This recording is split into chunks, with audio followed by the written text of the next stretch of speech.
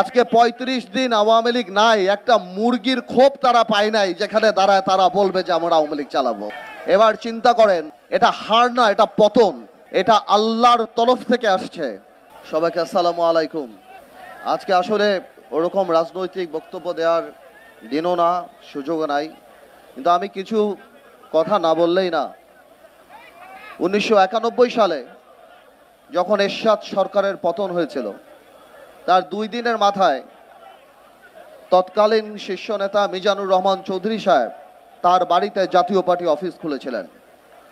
1/11-এর সময় আমরা দেখেছি যখন দেশনেত্রী খালেদা জিয়াকে ধরে নিয়ে যায় এবং আওয়ামী লীগের সভানেত্রীকে ধরে নিয়ে যায়, তখন খন্দকার দেলোয়ার সাহেব সেই ন্যাম ভবনে বিএনপির দায়িত্ব নিয়েছিল, আর জিল্লুর রহমান সাহেব নিয়েছিল আইভি কনকর্ডে। আজকে একবার কল্পনা করে দেখুন, আজকে ৩৫ দিন আওয়ামী লীগ নাই, একটা মুরগির খোপ তারা পায় নাই যেখানে দাঁড়ায় তারা বলবে যে আমরা আওয়ামী লীগ চালাবো। এবার চিন্তা করেন, এটা হার না, এটা পতন, এটা আল্লাহর তরফ থেকে আসছে। আমার এখানে অনেক ভাইদের বক্তব্য আমি শুনলাম, তারা বলছেন যে আমরা বিচার চাই। ভাইয়েরা আমার, আমি বলবো বিচার শুধু আরম্ভ হয়েছে ইনশাল্লাহ।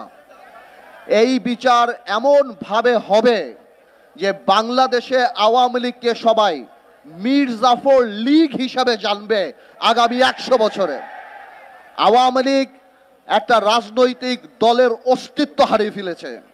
এই আওয়ামী লীগের 71 সালে যে অবস্থান ছিল, আজকে আওয়ামী লীগ যেই ক্যারেক্টার, যেই চারিত্রিক বৈশিষ্ট্য চলে আসছে, আওয়ামী লীগ কোনো মানুষের দল হতে পারে না। আজকে ভাইয়েরা বোনেরা, আজকে আপনারা এই ছাত্র বৈষম্য আন্দোলনে ছাত্র জনতার যে আন্দোলন দেখছেন, এই আন্দোলন 17 বছর মানুষের পুঞ্জীবিত ক্ষোভ। এই আন্দোলন এমন এক পিতার আন্দোলন যে লজ্জায় তার পরিবারের সাথে ভাত খেতে বসে নাই, কারণ সে বাজার করতে পারে না। এই আন্দোলন সেই আন্দোলন যারা শেয়ার মার্কেটের সর্বস্ব হারিয়ে সুইসাইড করেছে, আত্মহত্যা করেছে। এই আন্দোলন সেই আন্দোলন যখন মানুষ বাজারে যাওয়া বন্ধ করে দিয়েছে, বলতো বাজারে গেলে আমরা লজ্জা পাই। এই আন্দোলন গত 17 বছরে আমরা জেল খেটেছি, আমাদের বিএনপির সতীর্থরা জেল খেলেছে। আজকে খালেদা জিয়ার মতো একটা নেত্রীকে কিভাবে বাড়ি থেকে বের করে এনে অপমান করার জন্য 2 কোটি টাকার জন্য জেল খাটিয়েছে। তারেক রহমানের স্ত্রী, তারেক রহমানের পরিবার সহ সবাইকে এই সরকার, গত সরকার, আওয়ামী দুঃশাসনের সরকার 2টা মাত্র থিওরিতে বিশ্বাস করে। এক হলো শত্রু, এক হলো ষড়যন্ত্র। ওনাদের বিরুদ্ধে কথা বললে আমরা শত্রু, ওনাদের বিরুদ্ধে আলাপ করলে আমরা ষড়যন্ত্র করি।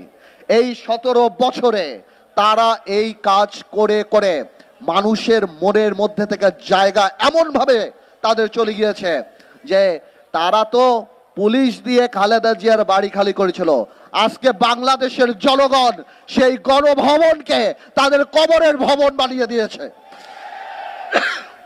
আমি আর বেশি বলবো না, আমি শুধু এতটুকুই বলবো, যারা শহীদ হয়েছেন, যারা আহত হয়েছেন, 17 বছরে যারা আহত হয়েছেন, আমার মনে হয় সরকারের পাশাপাশি একটা এই বৈষম্য বিরোধী আন্দোলনে যারা ছিল তাদের একটা লিয়াজো কমিটি আমাদের দলদের মাঝখানে করে দেওয়া উচিত। মাঝখানে আমরা অনেককে সাহায্য করতে চাই, কিন্তু আমরা পারি না, আমরা পাই না, আমরা যোগাযোগ ব্যবস্থা স্থাপন করতে পারি না। আমি মনে করব নিবন্ধিত রাজনৈতিক দল বা যারা কিংবা এই স্বৈর শাসনের ফাঁদে পা নিয়ে দালালির খাতায় নাম লিখে নেই, এই গণতান্ত্রিক আন্দোলনে জনগণের সাথে ছিল, আমি অনুরোধ করব, আমি আপনাদেরকে আশ্বাস দিচ্ছি, আমি বলে যাচ্ছি ইনশাল্লাহ, আমরা সবাই মিলে যদি লিয়াজা কমিটি করি, আমরা এই প্রাইভেট সেক্টর থেকে ওনাদের যথেষ্ট যেই ক্ষতি ওনাদের হয়েছে ওইটা তো আর আমরা পোষণ করতে পারবো না, কিন্তু আমি সবসময় বলি ইমোশন তো ভালো, তবে পুনর্বাসন ইমোশনের চেয়ে বেশি ভালো।